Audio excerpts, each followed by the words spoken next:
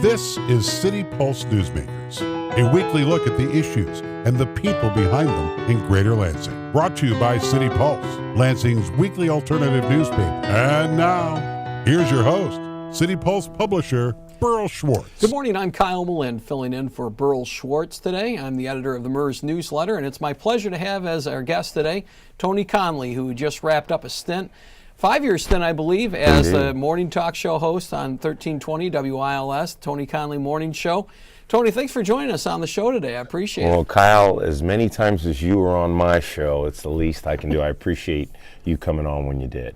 Well, I think it would be really good to talk about the state of media here in Lansing, having gotten to cover it for 5 years in your morning show. And before that, you were kind of Tim Stout's right-hand man for several years too, weren't you? Yeah, I worked with Tim when I was doing undergrad at Channel 10. I was a video photographer, and he allowed me to put together some stories. I also worked with him in radio for many, many years. But in the interim, while I was doing that, I was also a stringer for the Lansing State Journal, for the Associated Press, for even City Pulse. So I'm a journalist by trade, if you will. And something Tony and I found out about each other just the other day was we were competitors against each other in the community college days. I never knew that. Lansing Community College had an outstanding newspaper, The Lookout, and I was the sports editor, and I was really proud of that. Not for the fact that we won 2 pacemakers back-to-back, which is the Pulitzer Prize for college journalism, but because we had such a diverse cast of people who were leading us. 2 Hispanics who were the editor and managing editor. We had an African American who was our photo editor. We had a gay man who was our entertainment editor. And Todd Haywood, who still writes for the Lansing City Pulse here. And then you throw in other folks that we had, and so we were very diverse, and we were very cognizant of the fact that we could do a lot of good things with that diversity. And I was at Grand Rapids Community College at that time, and the Lookout was our arch enemy. And my first year at Grand Rapids Community College is collegiate. You were victorious in winning that pacemaker. And then when I was editor-in-chief, though, we won the pacemaker. Good. But I think you were gone by that time. It's the leadership, Kyle. It's all leadership. Yeah, right? I'd like to think so anyway, right? Well, talk about how this show developed, the Tony Conley Show on WILS, and why you decided to take a break from doing this type of thing. Well, Ken McDonald, who owns McDonald Broadcasting and the Lansing cluster here, and I had talked for several weeks about me taking over the show. And I come from a sports background, but I'm a journalist. And you were taking over the show from Walt Sorg, right? Exactly. A former columnist for the City Pulse as well. Exactly. And we had decided we were on the same page when it came to covering the news fairly. So we were going to get D's and R's and everyone in between. And what our focus was going to be was when we had guests on, tell us the truth and tell us what you think. And so we wanted to make sure that we were, journalists. So we didn't favor one way or another. I would get hate mail, hate texts, hate emails from both sides of the fence, which I love because we wanted to be fair and balanced, and I think we accomplished that. And you're doing well when you're getting it from both sides, right? Yeah, indeed. So after 5 years, do you decide to step away and get into PR? Yeah, I was frustrated with the job. I really felt that I wasn't appreciated, that I wasn't respected. I also felt I didn't have all the tools that I needed to really take the show to the next level and to do more things. I wanted to take the show on the road more. I wanted to be able to feel comfortable in bringing guests into the studio. And it just hit me one day when I was talking with my wife and my kids asked me, are you ever going to take me to school? Are you going to take us to school again? And my wife says, are you ever going to have a cup of coffee with me in the morning? And they weren't saying it to make me feel bad, but they missed me. And I started thinking, wait a minute, if I'm not really happy at the job I'm at and I don't feel respected and appreciated, and so I started looking around and realized I had a lot of opportunities in and out of the media. And then I started having conversations with M3 Group and Tiffany Dowling. And M3 Group is a full-service branding agency, marketing, advertising, PR, communications, damage control, whatever your business needs. and we do everything in-house. And so we have all these people who can help you do your job.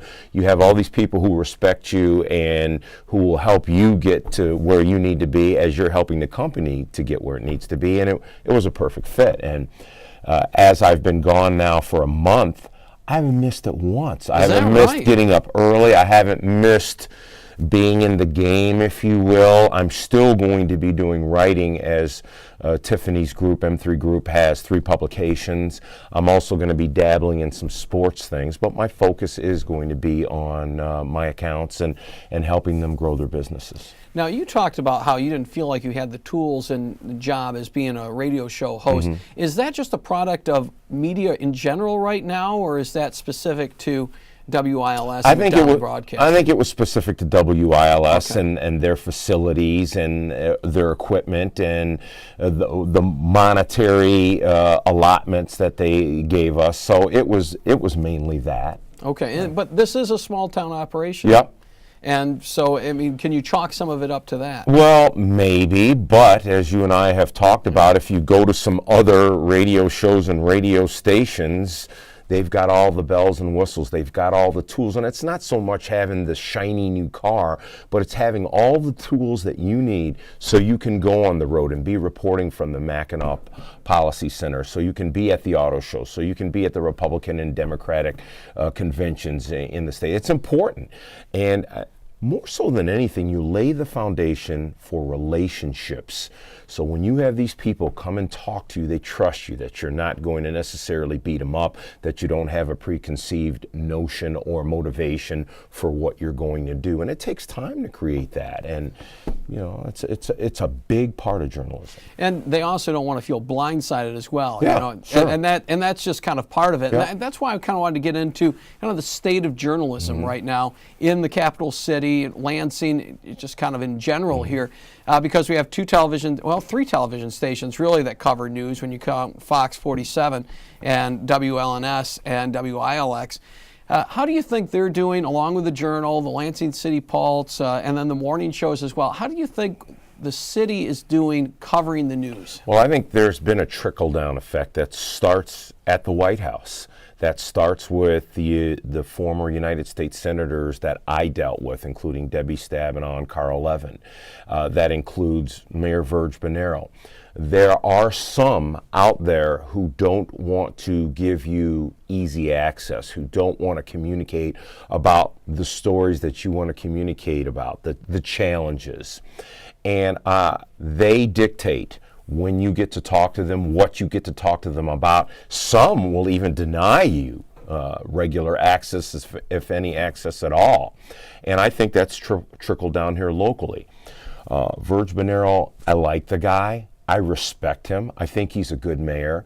But I also think that he thinks that if you challenge him on a subject, or even if you ask questions, he thinks that you're picking on him, or that you're disagreeing with him, or that you're not on his side. And I think we as journalists, if we're doing our job, we're going to try and attain all the information, even about the tough stuff. If we've got to pay more for something, if we're going to get less in service, if we're going to have something new, tell us what it is. Be open and outright and forthcoming. Tell the truth and tell us what you think, and then we'll be more along the lines to accept what you have to say. And what's the danger of that? Because obviously this is managed PR here. What's the danger to the public if they've got public officials who basically pick and choose who they talk to and what they talk to them about? Well, we found out the dangers with the Board and Water and Light and what happened. I was in Florida when we had the ice storm. My house was one of the few homes, and I live out in the Williamston area, that had power. But I had 4 families move into my house because we had power. We had, and there was no one there. So go there, stay warm, take care of your families. But I was monitoring it, and I just kept thinking, this all goes back to non-communication internally and externally. We didn't have a game plan. We weren't ready for this. And then when we're asking for information, you're talking about poor people, the elderly, children who didn't have power, who didn't have heat, and we weren't getting the truth. We weren't being told what really was going on and how to get help. And we weren't being acted upon. And also, Kyle, I don't think it was that important because Peter was making trips out of state in the most critical time of his career. And that really bothered me. And it didn't seem to bother him or bother some of the other people. Everything that happened didn't have to happen. We didn't have a plan. And we as journalists, we failed from some extent too. We should have been asking questions. Are we ready if? We always get the hammer on us. Oh, you're a fearmonger. Well, no. Are we ready if this happens? Are we ready if that happens? And so when you don't communicate in the early stages, in the late stages, it just causes more problems. And in this instance, it caused Peter Lark to lose his job because he had people who were willing to give him other opportunities. The mayor, the board and Water and Light board, even customers. All right, you just fess up. I made a mistake. We didn't handle this right. It's never going to happen again. And here's what our plan is going to be. And we kind of heard that because Peter Lark came to my radio station, to my studio on my show for 2 segments, you know, and we hammered him pretty good with questions, and he seemed to be forthright. Well, how many times did Verge Monero come on your show? Verge hadn't been on my show for about 2 years. And was that because you didn't ask him on? He felt, no, we constantly asked him on via text mails, text messages, emails, phone calls to him or his chief of staff, Randy Hannon. Verge told me that he felt that I was unfair to him, that I only asked him the tough questions, that I didn't ask city council members and other people tough questions. Did he give an example of what he was talking about? No. Do you know what he might have been talking about? You know, I can't say that there was an instance because when we have Carol Wood on or Jody Washington, we hammered them too. We asked them the tough questions, and there were times where they were on Verge's side. There were a lot of times when they weren't. Right. But I found a lot of the members of the city council, unless you went to the meetings, they didn't want to come on. They didn't do interviews. Why that is, I don't know. I think that they were media shy. But in defense of Verge, I will say this. He did not deny me access to his department managers, and that was really important. He allowed me to be able to talk to any of those folks, and they were very open and honest about it. Is it part of the job, do you think, in being a public official, to be accessible to the media? Is that kind of part of the job as you see it? Absolutely. And why do you think that's so important? I think it's part of the gig because you are certainly in front of the people in the media when you're trying to attain the job. And you're setting out this agenda about what you hope to accomplish and how you're going to need all these people to help. And you're going to communicate with them. Well, as you know as well as anyone, Kyle, you see these public officials. They get in and they're very forthcoming and you have lots of conversation and lots of dialogue. The more they're in office, the longer they're in term, the door starts closing and the access becomes more and more limited. Well, is that also a product of maybe some pre-planning on their part? Who can we talk to? Who should we talk to if it's advantageous to us? I've not been witness to that. Okay. But what I will say you is there is a plan. I've been in some of those meetings with what they want to do and who they want to talk to. I also think that they make a critical mistake because to me, get out ahead of it. Dictate where this is going to go by presenting the information, good or bad, first. By laying out, this is what we plan to do, this is how we're going to handle it, and if anyone out there has any other ideas, bring it on in. I think if you get out ahead of it, you're always going to be way ahead of the game. You know, as you're talking, you started with the president, which I find interesting because President Obama, when he came to Lansing, remember when he came to Lansing the first time, went to the Lansing Center, and I was covering the event, and we were trying to get the president just to talk to the media in general, right? And they separate the media by the local media and then the national traveling press, right? It's two distinct different entities in what they present access to. And I found it interesting that they allowed him to speak to a couple TV stations, and they told the print folks, oh, we'll get you next time. we'll get you next time. Yeah. As if the president comes to Lansing every day. I find that happens, and for example, our United States senators. Carl Levin will call me, his press secretary, and say, we have this availability, and this is what we want to talk about. I would say, great, but I'm also going to talk about this and this and that. Well, there were times when they would say, well, no. Well, my agreement with them was, if he's going to come on, I will talk about that, but we're also going to talk about this. And so sometimes I got him and sometimes I didn't. With Debbie Stabenow, there was hardly ever any access to her. She dictated the information that went out.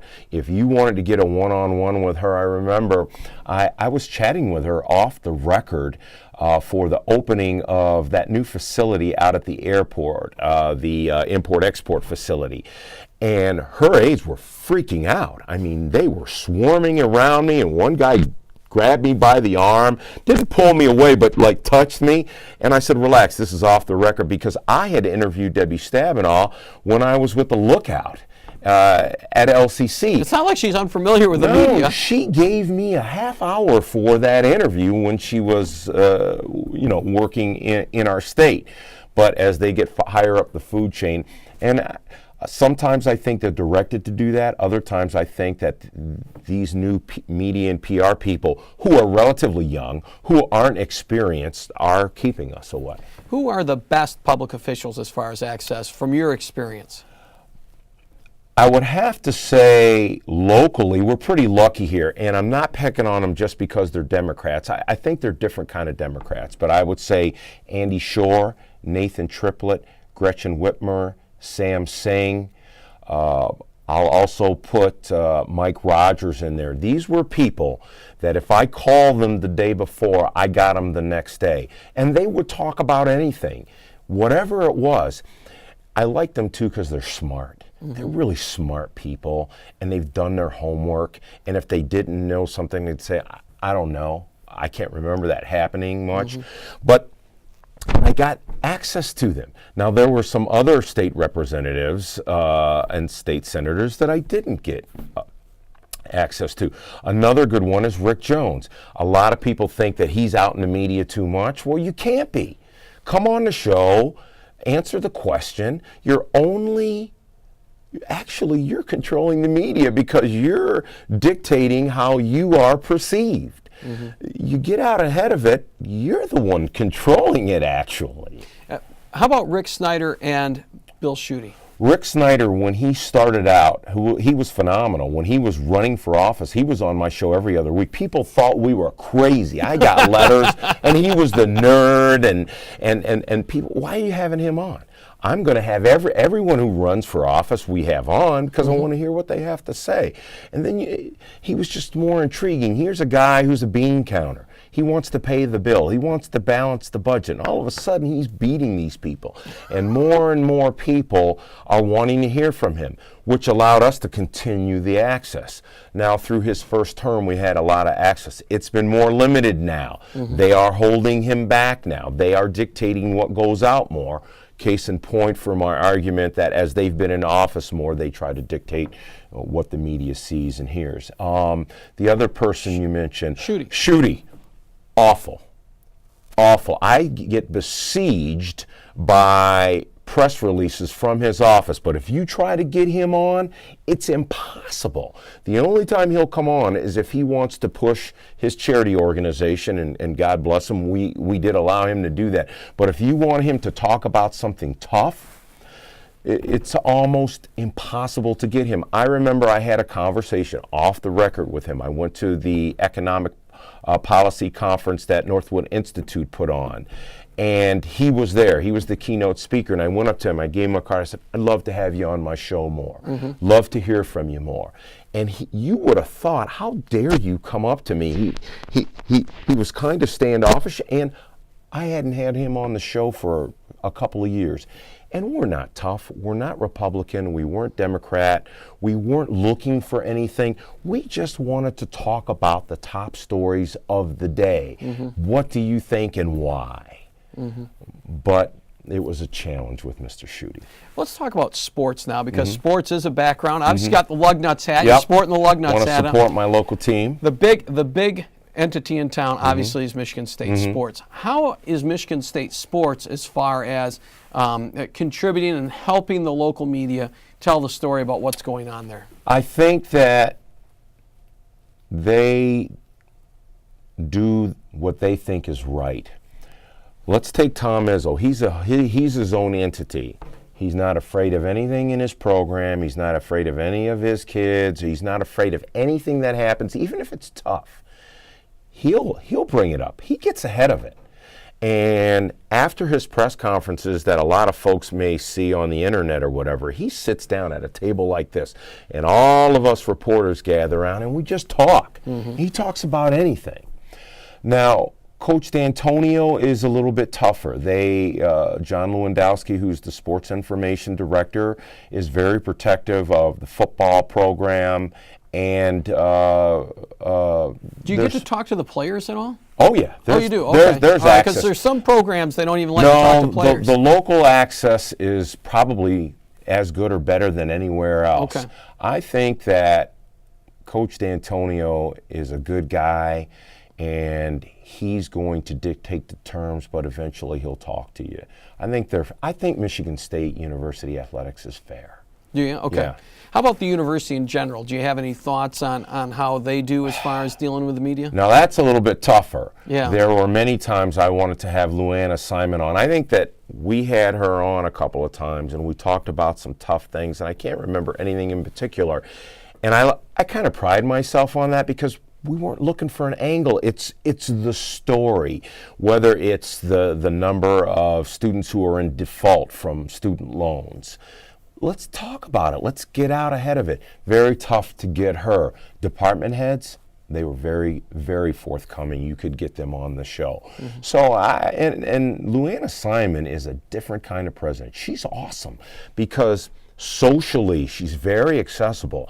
I would see her around tailgating, not just hanging out in the suites. She gets out amongst the people and walking down the streets and will talk to you and look you in the eye. So in that regard, it's excellent. I wish I would have had more access to her, for my show. Let's talk about your favorite guests that you were able to get on. Who comes to mind in the last 5 years? What interview or guest comes to mind as being a favorite or maybe the best interview you had? Well, it was just the people who had interesting stories. It's not so much that it was politics or news. Human interest stories, people, things that move you. Anthony Ianni, a guy who you see, who you think has all this success. I remember when his team was playing for a state championship. The guy's the second best player on that team, and he's going to go to college to play ball. Well, to find out that he was bullied and that he was autistic, I knew his parents. I interviewed both of his parents. His mom, who's the volleyball coach and a teacher in Okemos, and his father, who works for Michigan State University. Great people, but I didn't know he had those challenges. This guy, man, he's 6'9". Who would mess with him? Yeah. Right. But to hear his story, and I heard him speak at Williamston Middle School, I was really moved. Everyone could be picked on. Everyone could be bullied. For a while, it pushes you back into a corner, and you can't allow that to happen. That's why it's important. I thought that Andy Shore was an interesting guy. That guy would talk about anything and everything. Whether he was a state rep or a county commissioner. And he did his homework. Pat Lindeman, the Ingham County Drain Commissioner. People don't realize how much power a drain commissioner has, but the infrastructure's a big, big deal. That guy was hammered on about different things. He'd come on and talk about it, and he'd lay out his facts, too. And most of the time, he was right. That's what you like people to do, attack the tough aspects of any story, have the data to back it up, and then let's move forward. Right. I mean, that's the most that you can ask for, right? Yeah. How about maybe let's kind of go in the blooper reels. We only got a few minutes left here, but were there kind of go through some of the fumbles that you had on there? Were there times that you just barely made it on the air, or you had an unexpected blackout? Well, in live broadcast, whatever it is, there's always going to be challenges. You have to expect it. It's like life. It's like having young kids. There's going to be times where you have to change a diaper at the last minute. There's going to be times where something happens. It was always like that. So you expected the norm, and when you didn't get the norm, then it was kind of, okay, that was cool. But there were times that I would be reading something on the computer, looking something on my phone, listening to my producer saying something in my ear, and people were in the studio holding up signs. It's just part of the gig. I'm laughing because I can't tell you how many times I was on your show and I had a 2-year-old or a 3-year-old wrapping their arms around my leg, or there was a crying in the background. I can remember a time working with Tim Stout, and he was broadcasting from his home, and you could hear the toilet flushing behind him because he had 3 young sons and they were potty training, and they're going potty during the show, and so you hear those sound effects. It's just the nature of the beast. Yeah, I wasn't the only one with young kids, I don't think. No, not at all, not at all. Well, and you're always very sympathetic. No, hey, it's life. Yeah. It's life. Right. So you've moved on. It looks like Dave Ackerley now has the show. Have you listened to it much at all? You know, I do listen to 1320 WILS. In my opinion, on the radio, Rich Hurl is the best news broadcaster. I know that Rich and his team are going to events. They go to the boring meetings nobody wants to go to. They're out in the streets. They're covering it. They're not ripping and reading. They're not sitting in some studio. They're going out and covering it. So I believe in Rich and his staff. Dave Ackerley's a pro. He called me before, as he was interviewing for the job. He's a pro. He's going to do great. Mm-hmm. And then, as far as any other media outlet, how do you, and I kind of touched on this earlier. Yeah, locally, I think we're getting better. I think the Lansing State Journal has really improved. They were irritating to me because I thought they lost touch of the community, especially in sports. I'm a sports guy. But if you look at their content, there's more local stories. There's more stories that they're going to. There's more stories, more human interest stories. People want to know about other people who are fighting through challenges, you know. And so I think they're getting much better. I think the local news is great too. I think all of them, when they get out in the street and they cover these things, we need it. Yeah, and I noticed that Justin Hinckley, they got a reporter now who's covering the Capitol, and I guess I'm interested to see if they keep that up, because it seems like their coverage of the Capitol kind of ebbs and flows. They get into it for a while, and then they kind of drop off for a while, and then they get back up. It's important. People want to know. Just because they're not out in the streets rioting about something, I hear it all the time. People want to know the roads. Why didn't the state capitol, why didn't the House and the Senate get a road deal done? People are upset about that. They're concerned. And this vote right now, it's going to fail. If you took it right now. Yeah. If you took the vote right now. If you took it right now. Yeah. Yeah, but we still got 2 months now? Yeah. 2 months from today. You better get out there. We're filming on the 5th here. Come to M3 Group. We'll help you get the word out. Are you working on this at all? I am not working on that, but I would love to. I would love to. We need it. Yeah. Very good. Well, Tony, we're going to wrap things up here. I really appreciate you coming on City Pulse Newsmakers and talking about your experience in the Lansing media. And, you know, who knows? Maybe we'll see you again. You're still a young guy. Kyle, I appreciate it so much. You've been very helpful to me in my career. Thank you so much. All right. Well, that's going to do it for this week's edition of City Pulse Newsmakers. I'm Kyle Malin for the MERS newsletter. Burl Schwartz will be back next week. Till then, take care.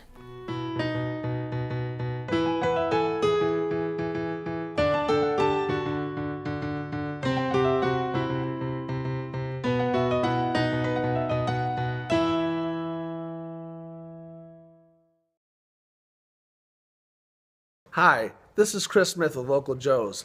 At Local Joe's, we help local business.